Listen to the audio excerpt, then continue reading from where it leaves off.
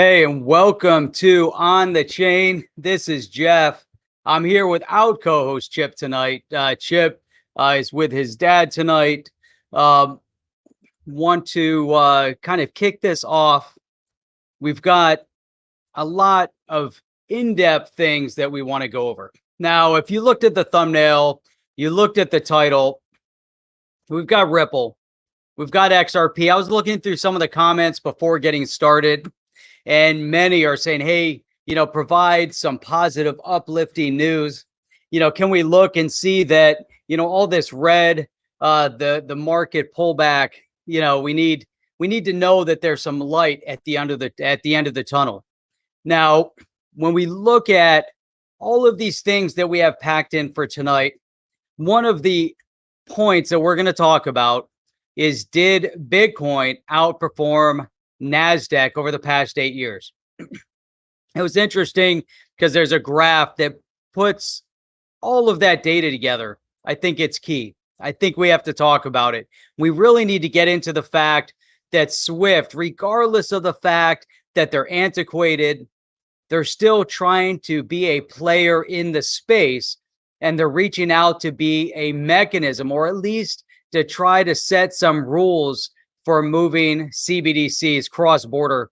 They want to continue to show their relevance. There's been also some statements that have come up regarding the movement of Bitcoin. Is Bitcoin going to hit 100,000? Is it going to hit 500,000? Is it going to hit even 12 million? Is that possible for one Bitcoin? There's a lot of opinions out in the space, and we're going to talk about a few of those opinions. We've already talked about where Cathie Wood believes that Bitcoin is going to be. It's really amazing. Yeah, it really, really is.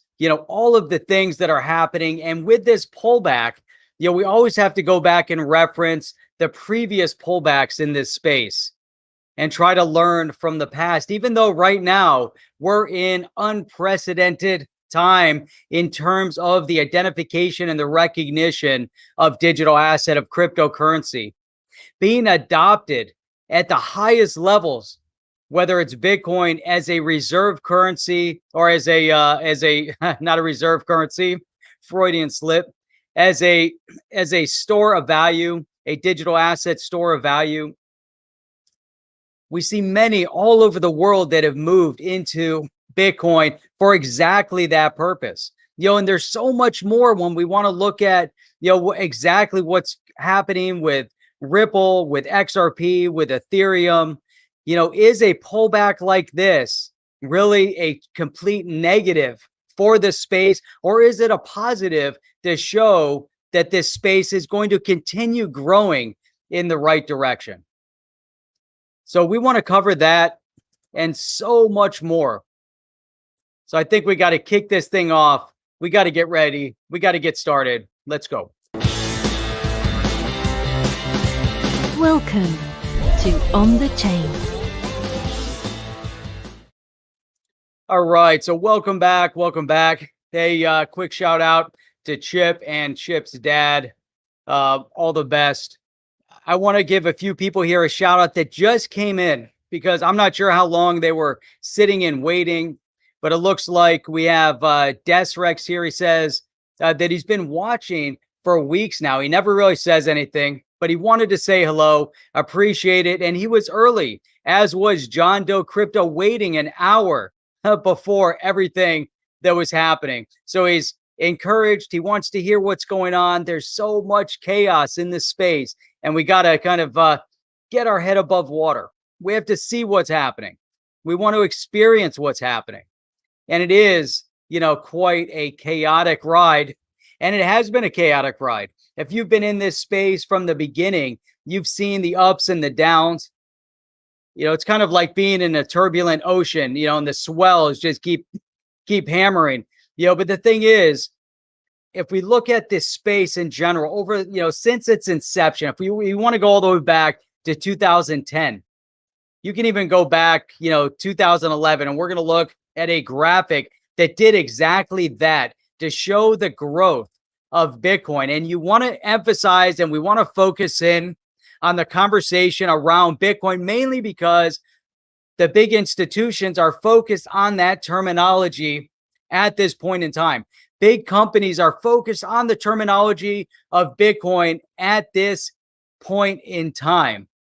There's some antagonists in the space.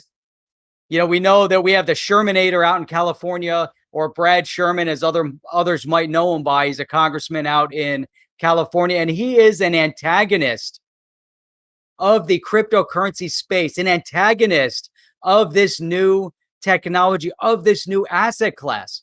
He's one of those voices sitting in Washington that keeps parroting the same narrative over and over and over and over again, that Bitcoin and other digital assets are simply a tool that are used for nefarious purpose by bad actors to move money around. Yet they want to ignore all of the positives that have been developed in this space. Think about all the people that gather here on our channel on the chain from all over the world. That's a net positive. Some nights we have 300, some nights we have 1,000 people gathering from all over the world that are passionate about investing in cryptocurrency, are passionate about the direction that this technology is moving in. And yet you have individuals like this Brad Sherman, congressman in California, that doesn't want to either recognize the fact that we have this brand new asset class that's changing lives, or he's just subservient to those who pay his bills. You can really make your own decision and decide where he falls. Is he subservient to trying to help the people that elected him, or is he subservient to the lobbyists that fund his campaigns? He has an election in 2022, by the way. So there was something else here. I'm looking here. Hang on. Trying to scroll back up to the beginning. We had a comment from, where is it? I know it's here someplace. Still scrolling. Oh, here we go. So John Doe Crypto was saying, I feel good. I feel a good show tonight. We all need some good news, some positive news, a legitimate reason to be optimistic. And he was feeling it already before we even got started. So, and then he continued. He said, we will see the tide turn this week, legitimizing what we've known for so long. The future is at hand. And I agree with that terminology. The future is definitely at hand. The crypto space, the blockchain space is the wave of the future, whether it's this week, next week, a year from now, or 5 years from now. We obviously all want this thing to take off. You get to experience a little sample of the positives that the cryptocurrency space provides. Whether it's Bitcoin at 60 or 65,000, or XRP as it was climbing back to 160, 163, 165, XLM at 73 cents. Whether it's Matic that went up to 250. Whether it was Ethereum that broke all-time highs and was creeping up to 4,500 with a trajectory potentially up to 5,000. If you sat in this space during the period of 2017 to 2018, you saw unprecedented occurrences within the cryptocurrency space, not necessarily with growth of percentage or percentage growth, but dollars hit, all-time highs reached. Obviously, there was a pullback, and we experienced 2-3 years of pullback into a bear market cycle that many called, the winter, the crypto winter. During this 3-year period from 2018 to 2021, we had many new people coming into this space that have experienced cryptocurrency, digital asset for the very first time. They've invested in this space for the first time ever. Some people that are investing in cryptocurrency right now have never invested in stocks. This is their first time looking to better their future. And it's hard to look back when you see a market go up and you experience this rapid growth and everybody's on cloud nine, celebrating the big gains that the market has had. Whether you get in during the FOMO and the excitement as the market goes up, the other side is definitely, hard to bear. The big question is whether or not people are holding on, because you're either trying to call market tops and market bottoms, which are virtually impossible unless you're the best of the best. And even the best of the best that are going to look at all of their charts and algorithms, there's a percentage of gain and there's a percentage of loss. And you hope that when you're trading on that, your percentage gain is always better than your percentage loss. Now, when you believe in the direction that this market is moving in, whether it was back in 2010 or 2017 or 2021, then you're passionate about it. You understand that there's more development today than there ever has been in the history of blockchain, in the history of digital assets, in the history of cryptocurrency. More positive news ever. Now, there's a lot of bad news. Obviously, we saw what happened in the market. Some people are getting in at the highs and you have to ride it out. Some people are going to sell because they're, concerned. Whether you're investing in stock or cryptocurrency, when the market goes up and you get in at that last minute and the market pulls back, there's always that tendency of following the herd and wanting to sell based on that momentum. Now, every single person has their own risk tolerance. The one thing that you have to understand is that there's never any such thing as getting rich quick. If you go into any investment hoping that you're going to get rich quick, there's always a very, very big negative side to it. Now, some people are going to take bigger risk and potentially get bigger rewards, but some people are going to take bigger risk and have much bigger losses. We hear about those that have the big wins, but you don't always hear of those that have the big losses. Now, when you look at the development of this space, and the reason why I'm positive, I'm uplifted about it, is because I look at where it's come from. I see where we are today. I know when I got in 2017, and 3 years ago, and I'm looking around and I'm trying to learn about it. And I see people that have been in already for 2 or 3 years. So there had been people when I got in that got in 2014 and 2015. I'm like, man, these guys got in when it was low. Maybe I'm in at the high point now. Now I look at, 3 years, we go through it. We see development. We see company after company after company building and developing and doubling down on the digital asset crypto space. You see governments and big financial institutions that are talking about Bitcoin, that are talking about Bitcoin as a store of value. We see an SEC case against Ripple that emphasizes and focuses in on the fact that they may or may not have been selling an unregistered security that happens to be XRP, but it's being discussed at the highest levels of government. We have bills sitting in Congress right now, the Token Taxonomy Act, that calls for regulatory clarity in not a short-term space, but when you have congressional representatives putting bills in front of Congress on digital asset, on cryptocurrency, they do so not because they expect it to be gone in a year from now. They do so because they expect it to be here for a very long period of time. The one thing that we know about government in the US, if you want to try to pass any type of legislation in Congress, it is an arduous, long, drawn out process. It doesn't happen overnight, and it was built to take long periods of time and trying to get everybody on board with it. And obviously, we see the difficulty of getting people on board when you have people that have been around for way too long sitting in Congress that probably don't even understand the technology that's being presented to them, let alone the technology that's on their cell phone, yet they try to use it. These are some of the things that we're up against. But overall, if we look at where we were and where we're going, it's amazing. It truly is amazing. And, we've gone into it. Yeah. And, you don't have to, take it from me. I mean, who am I? I'm on YouTube. I take all of my business experience and I go in and I analyze this space. I could be 100% wrong, but I don't think that I am.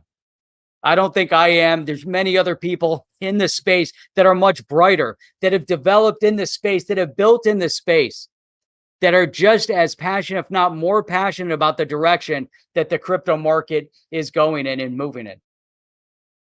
Now, here's one article. Let me pull this up. It's not an article per se. It's actually a video. So let me add this to the stream. Then I'm going to go to the chat. I want to dig into the chat. I want to see some of your comments. Shout out where you guys are from. You guys are awesome. If you're brand new to the stream, make sure you hit the subscribe button. Make sure you hit the bell notifier. That way you get notified every time we go live. That's awesome. Do I have a chip on my shoulder? Not sure. Where's Chip? Where is Chip? It's definitely not on my shoulder. All right, here we go. So you guys see this? I don't know if you can see it. Let's go full screen.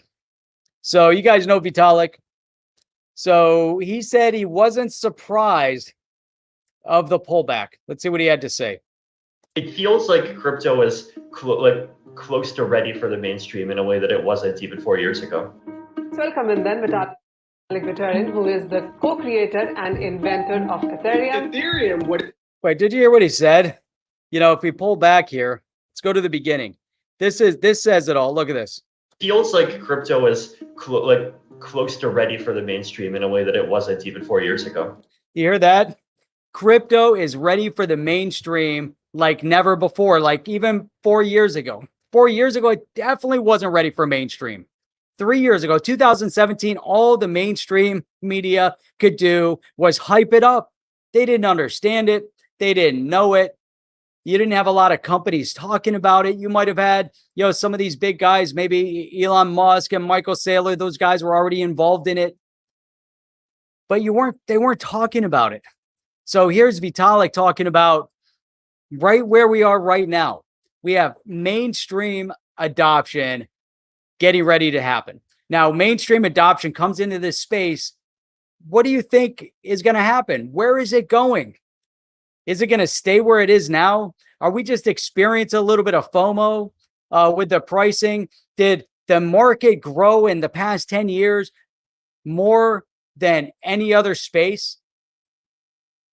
Just because, people are maybe passionate about it, or, I don't know. Let's take a look at it. Then we'll go back to the video. Let's take a look at this graph. So this was put up by Blockworks. Blockworks puts up, a lot of good info here. They credited Charlie Balello, and he is the founder and CEO of Compound Capital Advisors. Now, he put this nice graph together from 2011. Now, think about this trajectory, 10 years. 10 years. Look at all the other traditional markets that you could invest in. And imagine if you got into Bitcoin back in 2011. So you had a 1,400% gain in 2011. Followed 2012, smaller gain, still exciting. 2013, 5,500% increase. Where do you see an increase like that in any other asset? Nowhere. Now, in 2014, do you think if the media was around today, do you think that the media wasn't, they were focused in on what was happening back in 2014? Do you think they wouldn't have said, look at the bloodbath? It lost 58% of its value. It went down by 58%. Do you think that that's all the focus, right?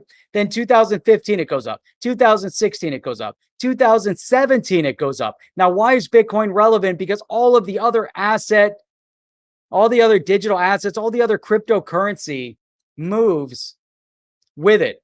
You can't have a stock market, as Chip had said, with only one stock. Imagine you go to the New York Stock Exchange. You're like, I want to buy stock. Well, sorry, guys. You can only buy Amazon. That's all you get. You can buy Amazon. Well, all right. I guess I'll go get Amazon. Well, what's on NASDAQ? Well, you can get Tesla on NASDAQ. All right. So I'm going to get Amazon on, and I'm not sure 100% accurate. You get what I'm saying. You can't have one stock, just like you can't have one cryptocurrency.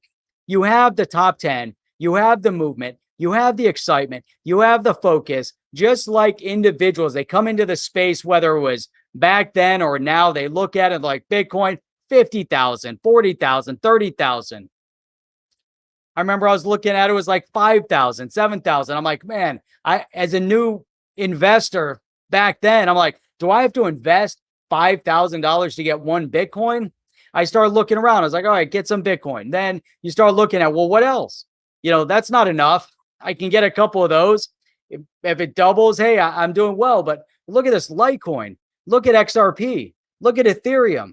And then you start going down the list. And how is that different? How is that different from each individual around the world? Each individual group, every financial institution, anybody that's investing in the space is going to start looking at what areas are already mature enough to start investing in, which assets are not mature, where you definitely can't invest in yet because they still need to develop a little bit. But check this out. So 2018, massive hit. Guess where the media was?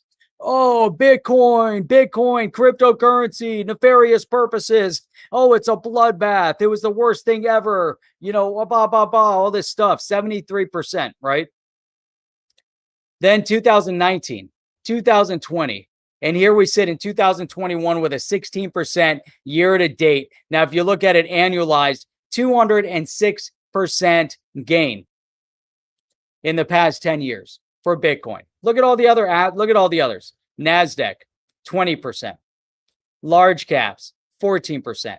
Small caps, 12%. And the list goes on and on and on until you get to cash at 0.4%. Commodities, 3.7% loss. Even preferred stocks at 5.8%. Where do you think the good money is at this point? If you look back in a 10-year history, where do you think all the institutions are looking? What are they looking at? What are they analyzing when they look at that growth? And again, first mover advantage, this is what people are talking about. This is what people are focused on. They're talking about Bitcoin because of first mover advantage, a MicroStrategy and Tesla and Circle and all these others that are talking about Bitcoin. But yet the space is developing. There's also a lot going on right now, as we just mentioned.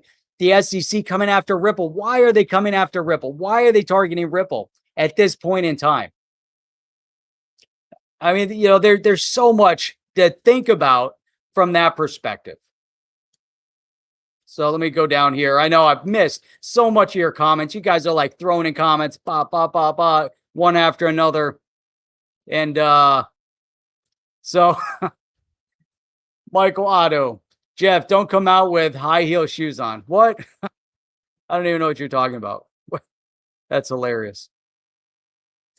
XRP Carolina, what is up? Put the coffee down. No coffee today.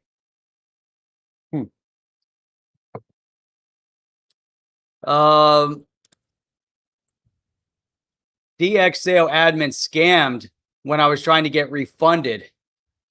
They got 2.5 BNB out of me, man. That's unfortunate. DX sale. And there are some scams going on. So when we look at this, we look at Gensler, we look at the SEC. We look at all this and we say, what is the purpose of the SEC? And the purpose of the SEC is to make sure that they're protecting investors. How about go after companies that are scamming investors? How about use the rules that are on the book to do the right thing? Organic FUD, what is up? Fiat plus XRP equals CBDC. How about XRP and the XRP ledger, the rails that will move all money, fiat, CBDC, and crypto? So, all right, let's see what else we got here. Nintendo Contra, agree. Lawsuit is a major factor, but if they have 100 banks and price did not move to 3, then what will 200 banks do? Well, as we get into it and the significance of all of this, is that, and what Vitalik was saying in this video that we have to get back to, because we have to look at people that are smarter in this space, at least. Maybe not from a business perspective, maybe from a technology perspective, but that's okay. But when we look at this space, it's just now getting primed and ready for mainstream. Mainstream hasn't occurred yet. Within Ripple and RippleNet, if you want to look at the lawsuit, ODL hasn't even been implemented in all these 40 countries and 6 continents that they're talking about. We know ODL was utilized by MoneyGram for foreign currency exchange. And we know it saved them money. We know it sped up those transactions. We know that ODL is being used by companies out of Australia, out of Japan. But most of the banks are still not tapping into or using ODL that we know of. And ODL is the game-changing solution that Ripple has. Now, why do you think that the powers that be are so passionate about going after Ripple? Why do you think? Is it because they come out and they keep talking about, green energy and all that stuff? Probably not. Do you think they're coming after Ripple because they're unseating, they're unthroning or dethroning Swift? Swift is a major conglomerate of banks. They have 10,000 bank customers, and banks have a part of Swift. Now, they've been using Swift since 1974. Think about that. Think about the significance. Think about the lobbying power on Capitol Hill of this entity. Now, if this entity comes to Capitol Hill and they say, hey, you know what? We don't want this to happen right now. We're not ready. They tried. They're not ready. Now they think they're getting ready because now they're trying to do some things with CBDCs and like, oh, hey, you know what? The governments are starting to do central bank digital currency, centralized digital asset. It's basically just a representation of fiat, but in ones and zeros. It's really not that different from the digital representation of money that they deal with already, because Swift is not moving money. Swift is a messaging platform, but it's a messaging platform that all banks are utilizing. And if you've ever had to use Swift and you've ever had to use that Swift code and you've ever had to move money or receive money cross-border, then you know the difficulty and the problem that it presents. Now, why is Ripple so significant? Why do we focus in on this conversation so many times? Because if Ripple gets to the level that they can implement ODL and they can start using the XRP ledger and XRP, business around the world will change. It is revolutionary. It's drastically different. So for all those that have been around for a long time, you already know it. For those of you that are brand new or kind of feeling this out and you're invested in the asset class, but don't truly understand or haven't done a lot of research into Swift or Ripple or RippleNet to truly understand what it represents. And this is one of the reasons why I rail against them when they come out with their politically, motivated language, politically charged language, woke language, talking about being green. I think they need to put that aside, because their solution, their role in history and the history of finance that'll be talked about for eons, for generations to come, are going to talk about Ripple and what Ripple did as a game changer to facilitate the movement of money between businesses, between banks, between financial institutions, between governments. It's amazing. Now let's go back to our buddy over here, and we'll get into some other stuff here in a minute. Let's get back to our buddy. Welcome in then Vitalik Buterin, who is the co-creator and inventor of Ethereum. Ethereum, what is very interesting, it is overshadowing the rise in Bitcoin, which is also dramatic. When you combine the two, they make up about 2/3 of all the market value of every cryptocurrency in the world. So do you remember where you were when you found out that you were a cryptocurrency billionaire? And it was definitely like one of the many signs that I saw around the same time that, crypto isn't just a toy anymore. It's a significant part of this new world that's being created. And, that just means. Now, of course, I mean, the guy is worth close to $1 billion. He's probably invested in other assets. His Ethereum holdings are now worth what, about 800 billion or million, 600 million. He's obviously invested in other things. He gets this idea, but he's saying for the first time, it's real. This guy created the smart contracts. He has first mover advantage in the smart contract space. Now, that doesn't mean that Ethereum is going to come and go and disappear into the ash heap of history. We don't know. It may not. But we know that there's better technologies that are creeping up. But to his point, here he sits as a close to billionaire, at least 100 time over millionaire. And it's real. The guy's 27 years old and it's real. His name is also going to be talked about for generations to come as the one that has changed the way and the fabric and the interaction of businesses for a long time. Ethereum. I mean, it's amazing. Regardless, we have to look at stuff like that. We look at people that are just a little bit, involved and see some of the things they have to say. I'm able just to send out tweets, even just an appearance on SNL can move entire cryptocurrencies. What is it, man? I can tell you, it's a cryptocurrency you can trade for conventional money. Oh, sorry. Hey, I'm watching it. I forgot to add it. How hilarious is that? Oh, that's funny. All right. I forgot to put it back up. They were doing the Elon Musk SNL bit here. Hang on. So, I think it's reasonable to expect a bit of craziness, but I do think that the markets will learn that, Elon is not going to have this influence forever. Look at that. So, this is significant.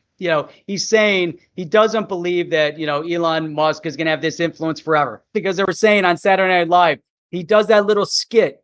He kind of used his celebrity status to kind of manipulated the valuation of that asset, whether he, meant to or didn't. That's what happened. Man, there's so many comments in the chat. Sorry, I've been focused elsewhere. So the show is over.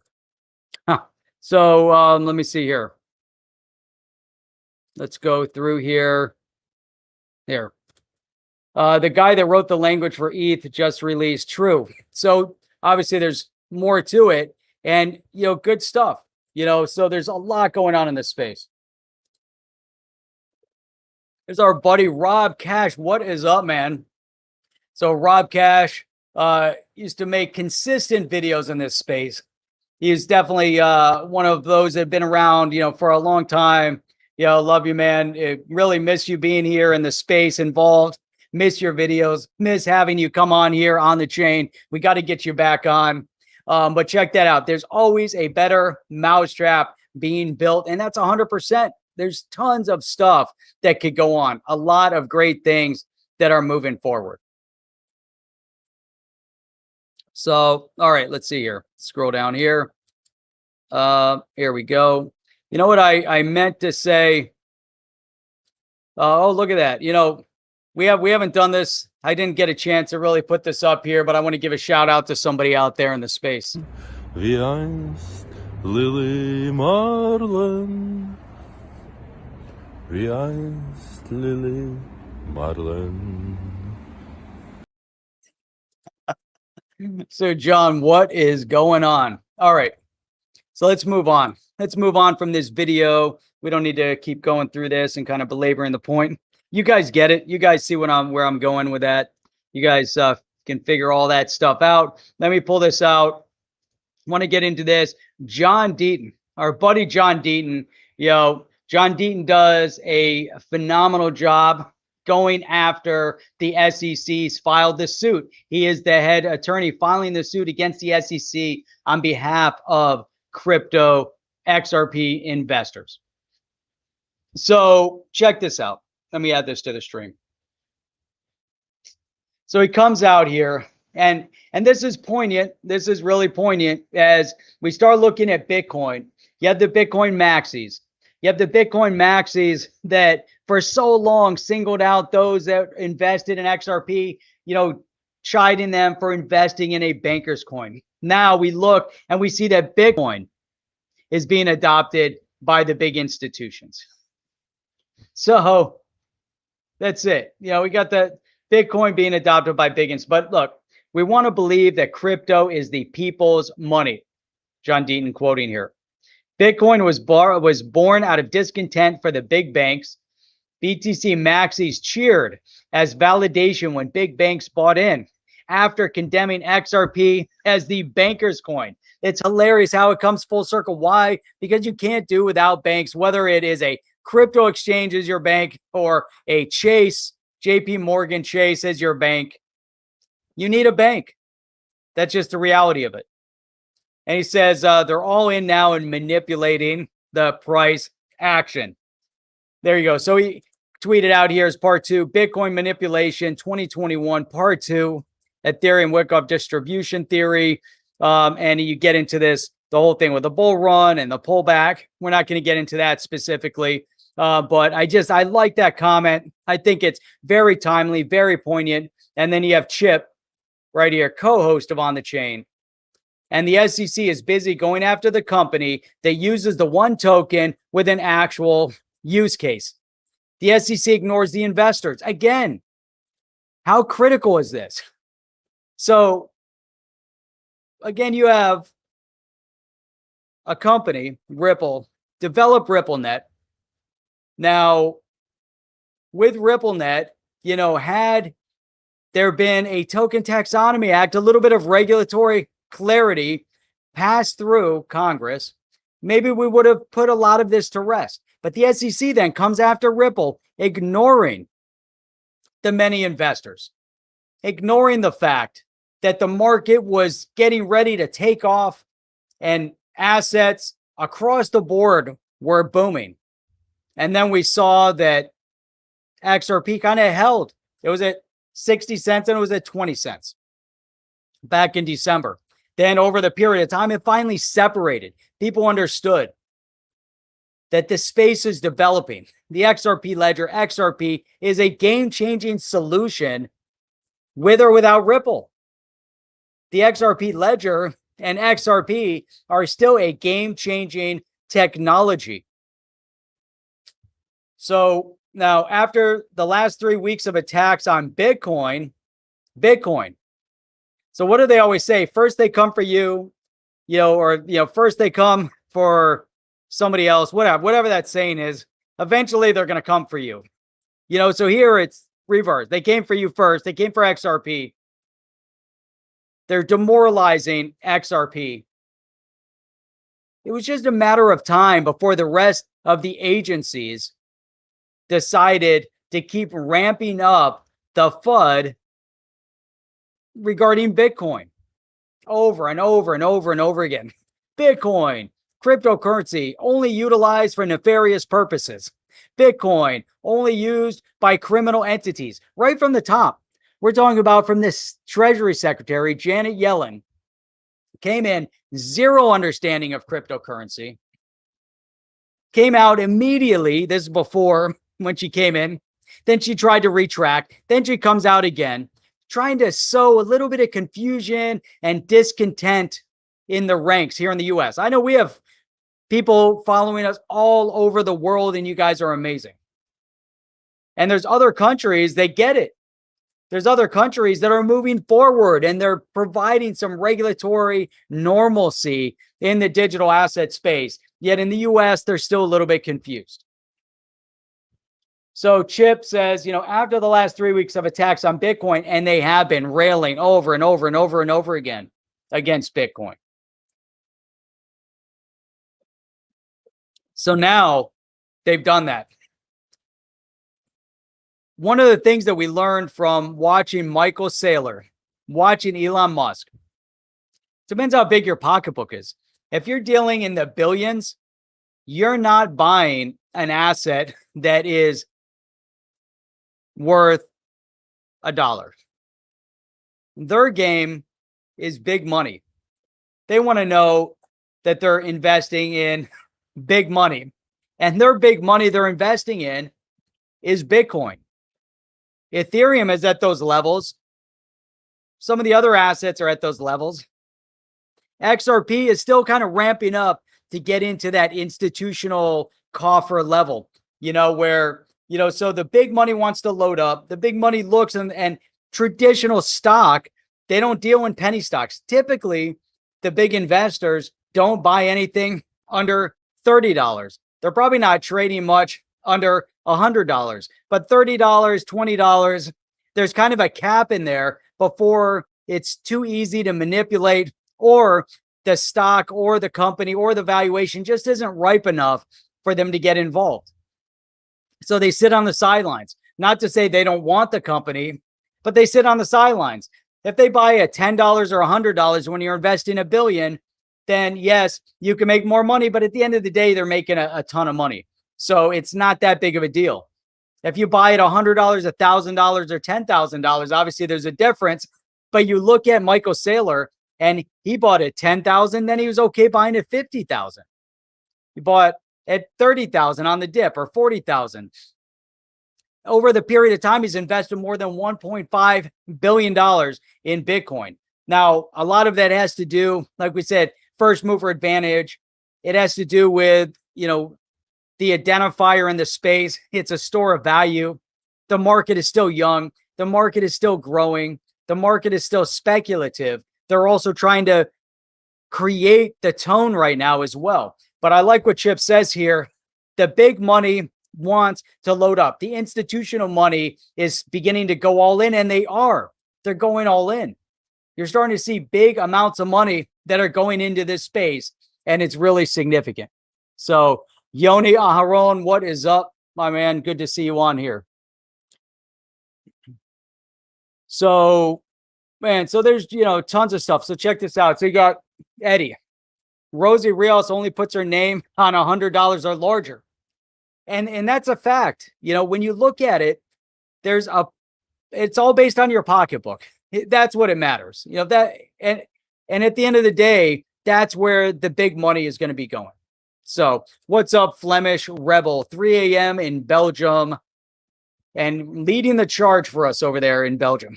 What a great place. If you guys have not been to Belgium, make sure you go visit over there. It's awesome.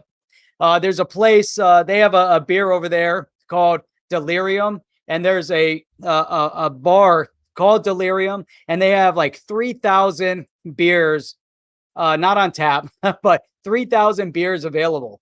You go over there, it's called Delirium, and they have their brewery, but you go into this bar, and you never know. You go up to this caged window, and you're like, all right, I want to order a beer. It's not like a regular bar, and they bring this encyclopedia out. Boom, they put this encyclopedia in front of you, and you open up this encyclopedia, and you're going through, and you're like, 3,000 beers. And I'm like, I'm over here. I'm at Delirium. Get me Delirium. That's what I need to have is Delirium. So the Flemish Rebel, exactly, with the elephant. So that's awesome. So, yep.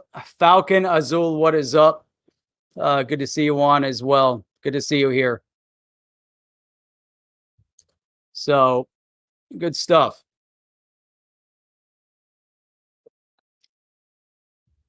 All right. Where are we? He wants 3,000 beers. Let's go with the 3,000. Diamond hands. Buy the dip. Buy the dip, right? So that's one of the things that the big institutions do. They buy the dip. They watch it. They monitor it. So Chip had to be with his dad tonight. So I'll let him talk about it tomorrow when he's on with us. But he had to be with his dad tonight. So, all right. Where are we? Where do we go? Where do we go from here? I don't even know. Where's this other good stuff? I've been talking about these other things. I had stuff just stacked up. So now, new people in this space, we got to beware whether new or not new or whatever, it doesn't even matter. But there's scammers all over the place. Check this out. Mr. Whale says breaking DeFi 100 coin exit scams. $32 million. This is why it's also dangerous to invest in some of these new digital assets that are out there that don't necessarily have a project or a company behind it. So if you don't have a project or company behind it, you look at it and you're like, is it legit? Is it not legit? Is it a meme coin? Is it whatever it might be? $32 million in investor funds. And look what they said. We scammed you guys and you can't do shit about it. It's just insane, right? Mr. Whale, reminder, as the bull market fades, many projects will too. Expect a huge increase in exit scams over the next few months. Unfortunately, that happens. Unfortunately, you get into some of these chasing around, trying to get the big gains. You know, it's fun. You want to put $100 here and there that you don't care about. You're going to lose it, whatever. You know, you can play around, but don't go in looking at all those decimal points, hoping that all those decimal points are going to blow up, because it typically doesn't. So Reggie is saying investing in number 3,287 on the coin market cap probably is not the best move. Exactly. Don't move. Get it, you know. So Jimmy the Meek is saying, too bad for me, I'm out of cash because I already bought the dip. Then it went deeper. It dips, it keeps dipping, and that's it. You know, that's what we gotta worry about. So Flemish Rebel, buy when there's blood in the streets, even if the blood is your own. Just hodl, buy more in the dips. That's it. Look at the projects, not these fake ones. You know, Shiba Inu and all those little meme projects that popped up. It's fun. I put $100 in here and there. It's fun. You know, maybe something will happen, but overall, you know, you don't want to put too much weight in the fact that something's going to happen, because it probably won't, you know. But look what he said here. Never invest in projects that are very new, with anonymous teams, made as memes, and have a lack of real utility. Stay safe. Exactly. Can they be tracked? Yes. They're not going to get away. You know, if the person is known, they're going to find them. They're going to track them down. And that's exactly what the SEC is supposed to be doing. These are the people that they're supposed to be protecting investors against. You don't go after a known entity and destroy the investors, ignoring the investors. So look at the contrast. One contrast, exit scammed, $32 million. The other contrast, Ripple, established offices in multiple parts of the world, changing the world, changing technology, working with banks, amazing software, has been transparent with the SEC from the beginning, bought a huge amount of MoneyGram, explained to the SEC that they're giving them XRP, going through all this narrative and process. The SEC goes after Ripple for potentially selling an unregistered security, ignoring the losses of the investors at the time, while other companies like this, and granted, they're probably not in the US, they're probably offshore someplace, but they get away with $32 million. So where's the other one? Here's another one. So here's the other one. Scammers are using oops, zoom in on the wrong thing. That doesn't help you guys. This is from a week ago. Scammers are using a network of fake apps to steal funds from crypto newbies. I mean, it's amazing the depths, the depravity of humanity, to take advantage.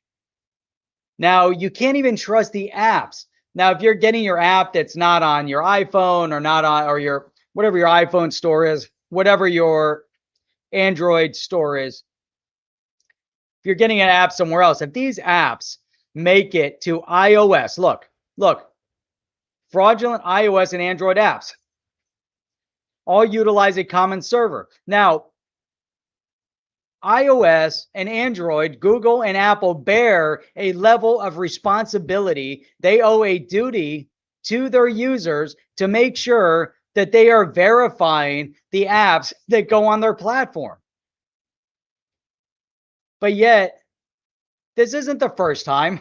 I look at our YouTube channel and I see comment after comment after comment that's fraudulent, fake. These people throwing up WhatsApps and sometimes in our name, and we have to block them. We have to do our due diligence to block someone using our name. Now, you can't tell me that YouTube doesn't have the algorithms to go after these people and figure it out, because I know a percentage of them are going over to another area, you know, and they catch a certain percentage of them. Now, Google and Apple owe a duty to the people to make sure that they are not promoting or allowing to be promoted apps that are fake, that are taking advantage of people in the space, whether you're new or you're not new. I don't know, that's just me, you know. So there's another one. Let me throw this over. Got a bunch of stuff to go through and the time is winding. So here we go. Barry Siebert, he's the founder and CEO of DCG Co., parent of Grayscale, Genesis Trading, CoinDesk, TradeBlock, Foundry Services, and Luno Global. What did he say? What if, imagine this question. Imagine this, right? What if there was one company that was behind most of the Bitcoin energy usage FUD? Now, that would make for a sensational story for somebody to write. What is he saying? Imagine that. Yeah, what is he saying? Saying, could you imagine if there's just one company that is behind all of the fake news that Bitcoin energy usage is at a ridiculous all-time high? Is that what he's saying? I don't know. Or is he saying it the other way? I'm assuming energy usage FUD is too much energy usage, right? So XRP Darren said, aren't you a shareholder of Ripple? If you own stock in a company, you own part of the company, which you may. Dude, we're effed. He burned all the new investors they brought in. They're never going to buy crypto again. Talking about Elon Musk. So, again, look, Michael Saylor, freedom has a price. Look at these people that are commenting on this stream, right? Tyler Winklevoss, the only two mistakes you can make with Bitcoin over the next decade is one, not buying enough, and two, selling any of it at any point in time. So Cameron feels oversold. 2013 is calling and wants its mid-cycle bear market back. So, even these guys are going in and talking about this stuff, throwing it around, trying to get an idea. It's really interesting. It really is. It really is. Yoni, it's 4 a.m. over in Israel. Have a great night. Man, you guys are 7 hours ahead over there. So, Flemish Rebel ordered a Nano X, but ships in 3 weeks. So he bought a Nano S that will be delivered later today. Nice. Good job.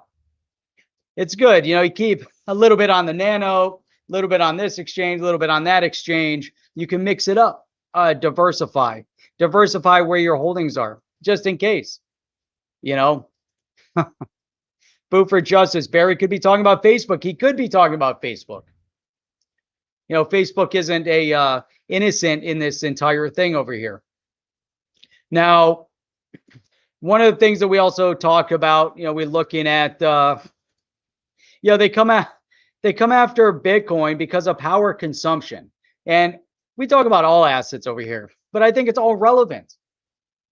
But look at this. This is how the space moves. But look at the title. Oil Crypto Alliance form in North America to power Bitcoin miners. Yes. The heck.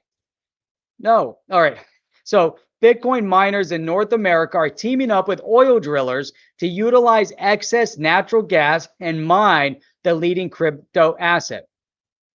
Reuters reports that Bitcoin miners are sending mobile mining rigs on trailers out to oil drilling sites in North Dakota to harness the excess energy produced and efficiently convert and efficiently convert it into crypto. This is brilliant.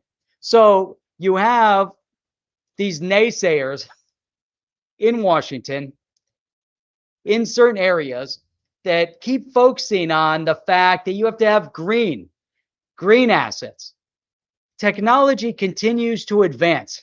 At some point, people don't want to mine for Bitcoin because of the expense of mining for it and the overutilization of energy. So they find a mechanism like this through this alliance to minimize the cost of producing Bitcoin. They don't want to pay the exorbitant energy fees either.